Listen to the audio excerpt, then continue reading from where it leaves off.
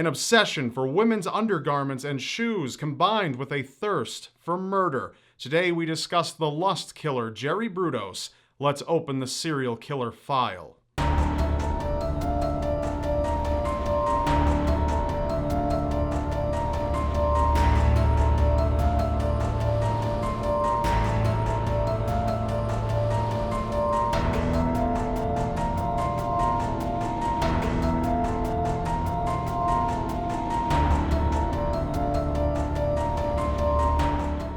Jerry Brudos was born in Webster, South Dakota on January 31st, 1939. Being the youngest of two boys, Jerry was neglected at an early age. His mother had desired a daughter. Despite her high hopes, she had instead given birth to Jerry. Completely displeased with welcoming a second son into the family, she belittled and psychologically abused him on a daily basis throughout his childhood. The family moved to several neighborhoods around the Pacific Northwest before making their final move to Salem, Oregon. At a young age, Jerry began to freely explore his sexual interests. Jerry was just 5 years old when he began to indulge in his perpetual fetish for women's shoes after finding a pair of high heels while wandering his local junkyard. Wearing the shoes back home, his mother found him and was enraged. She began scolding him repeatedly until she had no further choice but to dispose of his newly loved possession. This triggered an undying desire to collect women's shoes as well as women's underwear without his family's knowledge. No matter how old the female victim was, he took every chance he could to steal their most intimate belongings. It was speculated that he had attempted to steal the shoes off his first-grade teacher's feet and began to steal underwear from women around his neighborhood. Due to the abnormal behavior he displayed as a child his age, Jerry was sent off to mental hospitals for psychotherapy in hopes of eliminating his fetishes. Despite his frequent hospital visits, Jerry's behavior just continued to escalate.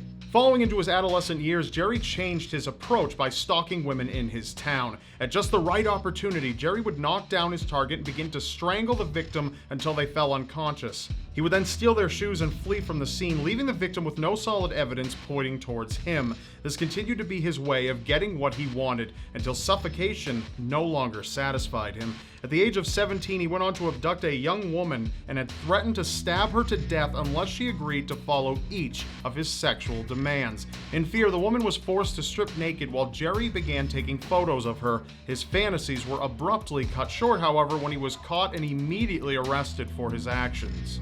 Jerry once again underwent psychiatric evaluation and was diagnosed with schizophrenia in Oregon State Hospital in 1956.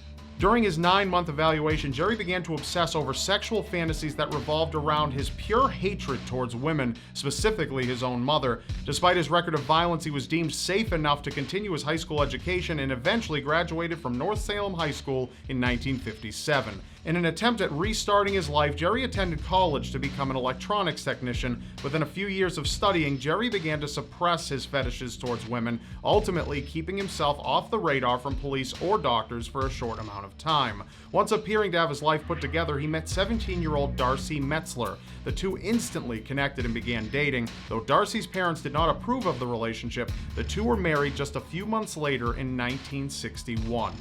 Without hesitation, the two eventually settled down in the suburbs of Portland, Oregon. This is where Darcy began to learn far more than she could have ever imagined about her husband. Upon their move to the suburbs, Jerry began to experience unusual blackouts, which were later accompanied by unsettling migraines. After much realization, Jerry found that suppressing his dark sexual desires only worsened his condition. He found that his only solution was to continue his old habits of breaking into houses in order to collect shoes and underwear from female residents. Without his wife's knowledge, Jerry went on to satisfy his needs. However, this did not subdue his desires in the daytime, as he began making Darcy walk in heels while nude inside of their house as he took pictures. Darcy was open to accepting his interest, but eventually rejected him when he approached her while wearing nothing but women's underwear. Though it was an unusual marriage right from the start, Darcy did eventually give birth to two children named Megan and Jason Brudos. Problems began to arise between Jerry and Darcy. The couple were no longer intimate with each other after she entered Jerry's garage workshop and discovered images he had taken of nude women. The workshop was off limits to everyone in the household. The only way family members could reach Jerry when inside was through an intercom system hooked up to the door of the workshop. With a failing marriage, he began looking for alternatives that went above and beyond anything he had ever done to satisfy his sexual demands. On the 26th of January, Jerry met Linda K. Lawson, a 19-year-old saleswoman who went door to door, making a profit on selling encyclopedias. It would unknowingly be her final sale when she made a visit to Jerry's house. Appearing to be interested in Linda's products, Jerry led her into the workshop. Before she could react, Jerry began bludgeoning and strangling Linda to death. He then proceeded to use her body as a model that he would change into women's undergarments. Jerry then went on to remove her feet, which were used to wear various high heels, and her breasts were cut off and used as molds for paperweights. Linda's body was later dumped in a nearby river. It would be another year before Jerry would consider taking another life to satisfy his darkest desires. On November 25, 1968, 23-year-old Jan Susan Whitney was driving back home for the holidays when her car broke down. In need of help, Jan caught the eye of Jerry. Jerry obliged to pull over and help the young woman. However, things took a quick turn for the worse when he began strangling her to death. Before disposing of her, he had sex with the lifeless body in her vehicle before driving it back to his workshop. He continued to sexually violate the body for several days until cutting off both breasts as his own personal trophy. Jan's body was left in the Long Tom River. On March 27, 1969, Jerry struck his third victim, 19-year-old Karen Elena Sprinker, a Portland State University student who was abducted while waiting to meet up with her mother for lunch. She was last seen at the Meyer and Frank parking lot in downtown Salem, Oregon, before she was forced to get into Jerry's car at gunpoint. Karen was driven and taken into the workshop where he forced her to strip naked and wear his collection of women's underwear as he took pictures. Jerry proceeded to rape Karen until he finally hung her from a hook attached to the ceiling. He completed his ritual by violating the corpse, cutting off both breasts, and disposing the body in the same exact river as Jan Whitney. Concern began to arise around Oregon as women were reported missing.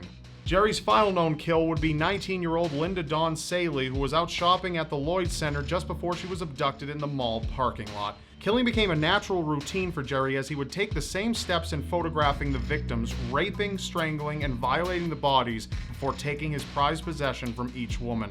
Linda's body was also placed in the Long Tom River. A local university student tipped police in describing a heavy-set man with light hair and freckles that frequently attempted to communicate and meet up with female students on campus. The bodies of Linda and Karen were both discovered between April and May of 1969. Each body was weighed down with heavy auto parts, which were individually tied with unusual knots. With leads pointing towards Jerry as a prime suspect, police were able to request a search warrant for his house in hopes of catching a break in the investigations. Everything had appeared to be normal until they made their gruesome discovery of women's clothing, barbed wire, rope, and images of victims on display inside of the hidden workshop. Jerry was apprehended on June 3rd on 3 counts of murder. However, he later confessed to all of his murders in detail while interrogated. After interrogation with police, Jerry was able to identify the whereabouts of Jan Whitney's body. She had been tied to a piece of railroad iron nearby in the Willamette River. During the trial, Judge Val Sloper sentenced Jerry to 3 consecutive life sentences. Though he had confessed to the murders, he was not prosecuted for the murder of Linda Lawson, as her remains were never recovered. For the remainder of his life, Jerry served his time in the Oregon State Penitentiary. Darcy filed for divorce in 1970 and legally changed her name. She eventually obtained a court order which prohibited her children from ever visiting or writing their father for safety purposes. Jerry Brudos died in the Oregon State Penitentiary on March 28, 2006, at the age of 67 from liver cancer. Thank you for watching. If you'd like to learn more about serial killers, please be sure to subscribe to my channel so you won't miss an episode. And I will see you next Sunday.